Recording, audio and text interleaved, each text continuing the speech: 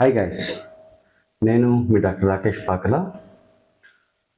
మీరు తిన్న వెంటనే కడుపులో నొప్పి రావడం కానీ, లేదు తిన్న వెంటనే వాష్రూమ్కి వెళ్ళటం అంటే మోషన్కి వెళ్ళాల్సి రావటం కానీ, లేదంటే వామిటింగ్ సెన్సేషన్ రావటం కానీ, ఇట్లాంటి సిమ్టమ్స్ ఏమన్నా మీలో ఉన్నాయంటే అది ఇరిటబుల్ బౌల్ సిండ్రోమ్ అవ్వడానికి అవకాశం ఉంటుంది.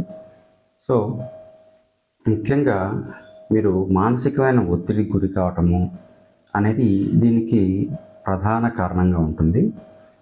మీరు తీసుకునే ఫుడ్ కూడా జంక్ ఫుడ్ అవ్వటం, ఎక్కువ ఆయిలీ ఫుడ్, స్పైసీ ఫుడ్ ఇలాంటివి తీసుకోవటం వల్ల కూడా ఈ ఇరిటబుల్ బౌల్ సిండ్రోమ్ అనేది రావటానికి కారణంగా ఉంటుందన్నమాట.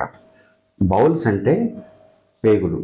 ఎప్పుడైతే మీ పేగుల్లోకి ఫుడ్ కానీ లిక్విడ్స్ కానీ ఏమన్నా వెళ్ళకనే అవి ఇరిటేట్ అయ్యి వాటిలో కదలికలు జరిగి ఇమీడియట్గా మోషన్ రూపంలో, స్టూల్స్ రూపంలో తీసుకున్న ఫుడ్ని కానీ ఏదన్నా సరే బయటికి నెట్టివేయటాన్ని ఇరిటబుల్ బౌల్ సిండ్రోమ్ అంటారు.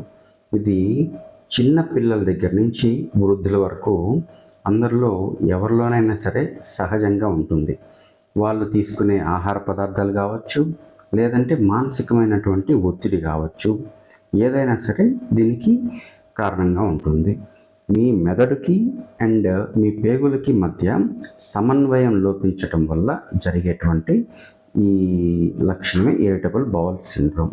So it's completely medically manageable.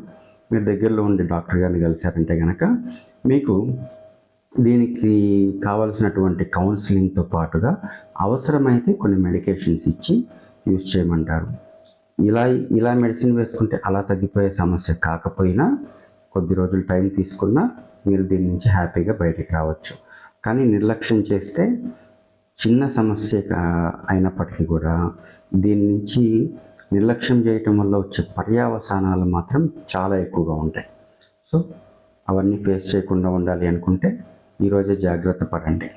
Okay, be healthy, be happy, take care.